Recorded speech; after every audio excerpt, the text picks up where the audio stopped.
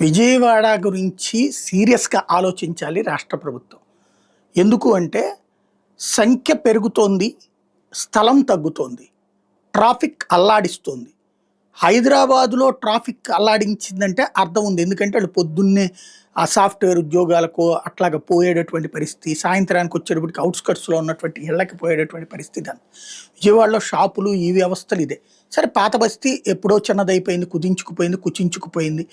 ఇటు Bandar road, Eluru road అప్పట్లో చంద్రబాబు నాయుడు గారు ఉన్నప్పుడే ప్రవీణ్ ప్రకాష్ లేకపోతే అరవింద్ కుమార్ ఇట్లాంటోళ్ళ పుణ్యం అని చెప్పేసేసి ఆ రోడ్లు చక్కగా సెట్ చేశారు. కానీ ఇప్పుడు పెరిగిన జనాభా ప్లస్ రాజధాని ప్రాంత ఒత్తిడి, అమరావతి మీద ఒత్తిడి తక్కువ ఉంది, ఇక్కడ ఒత్తిడి ఎక్కువ ఉంది.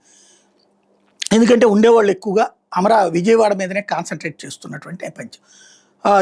ఒకప్పుడు ఈ ట్రాఫిక్ కంజెషన్ దృష్టిలో పెట్టుకుని కంట్రోల్ రూమ్ దగ్గర నుంచి 1 టౌన్కి ఫ్లైఓవర్ వేశారు. కానీ అక్కడ కెనాల్ రోడ్ ఎప్పుడైతే క్లోజ్ అయిందో ఆ ఫ్లైఓవర్ వలన ఉండేటటువంటి వెసులుబాటు తగ్గిపోయింది. ఫ్లైఓవర్ అప్పుడు ఆ కెనాల్ రోడ్లో ఒక పక్కన కూలింది. ఆ కూలిన తర్వాత అట్లా వదిలిపడేశారు. ఇప్పుడు దాన్ని పార్కింగ్ చేసి పడేశారు. ఆ రోడ్డు వేయచ్చు కదా, ఎందుకు వేయరు దాన్ని? ఆ రోడ్డు వేసేస్తే అప్పుడు కంజెస్ట్ అక్కడ తగ్గుతుంది. పైనుంచి వెళ్ళేవాళ్ళు ఫ్లైఓవర్లో అటు దిగుతారు. కానీ ఈ కింద నుంచి వెళ్ళేటటువంటి వాళ్ళు 1 టౌన్కి ఆ గట్టెనక్కి ఆ ప్రాంతాలకు వెళ్ళేటటువంటి వాళ్ళకి ఎట్లా కుదురుతుంది? ఆ ట్రాఫిక్ మళ్ళీ అట్లా వెళ్ళి చుట్టూ తిరిగి రావడం అవుతుంది. అది ఒక ప్రాబ్లం అవుతుంది. అక్కడ ఒక ఆ రోడ్డు వేసుకోవడం. అట్లాగే ఆ తుమ్మలపల్లి కళాక్షేత్రం నుండి ఆ దాన్ని లోయర్ ట్యాంక్ బండ్ అనం, మనం లోయర్ బ్రిడ్జ్ అంటాం. ఆ కాళేశ్వరం మార్కెట్కి వెళ్ళిపోయి అక్కడంతా రైల్స్ అది పాడైపోయింది. అదంతా ఊరకనే 4 ఇవి బ్యారికేడ్లు పెట్టేసి అట్ట వదిలేశారు. అక్కడ ట్రాఫిక్ కంజెస్ట్ అయిపోతుంది, అదో పెత్తాలు నొప్పిపోతుంది. ఇటు పక్కన బస్ స్టాండ్ వైపు చూస్తే అక్కడ ఆ రైలు పట్టాల కింద ఉండేటటువంటి ప్రదేశం ఏదైతే ఉందో అక్కడ వర్షం వచ్చినప్పుడు అలా వాటర్ ఆగిపోతుంది, మొత్తం ట్రాఫిక్ జామ్ అయిపోతుంది.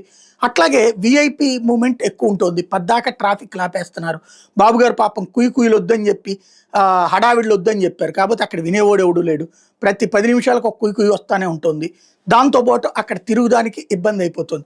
దసరా శరణవరాత్రి నిన్న అయితే మధ్యలో కార్నివాల్ పెట్టారు. అటు పక్కన విజయవాడ వచ్చోకి చంద్రబాబు గారు అసలు మొత్తం ఊర్లోకి ఎంటర్ కానియకుండా, బందర్ రోడ్లో కూడా ఎంటర్ కానియకుండా ఇట్లా చుట్టూ తిప్పడం వల్ల ట్రాఫిక్ 10 నిమిషాల్లో అవ్వాల్సింది 2.5 గంటలు పట్టింది ఒక్కొక్కరికి. ఆ దసరా శరణవరాత్రోత్సవాల్లో ఆ 1 టౌన్ అదంతా బ్లాక్ అయిపోతుంది, ఈ 2 టౌన్ వైపుకి బ్లాక్ అయిపోతుంది. చాలా ప్రాబ్లం అయిపోతుంది.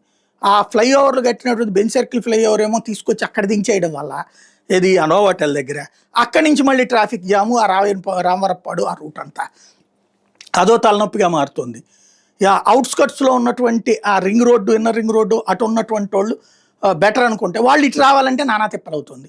ఆ బీఆర్టీఎస్ రోడ్డు, సత్యనారాయణపురం అటు పక్కనే ఇప్పుడు కాస్త రిలాక్స్ ట్రాఫిక్ పరంగా. ఇటు పక్కకు వచ్చేటప్పటికి ఫుల్ ట్రాఫిక్ ఎక్కువైపోతుంది. ఏమేమి ఫ్లైఓవర్లు ఏర్పాటు చేయాలి, ఓవరాల్గా విజయవాడ మాస్టర్ ప్లాన్ రూపొందించుకోవాలి. అర్జెంటుగా చెయ్యకపోతే కనుక కంజెస్ట్తో బాగా తలనొప్పి అయిపోయేటటువంటి పరిస్థితి ఉంది.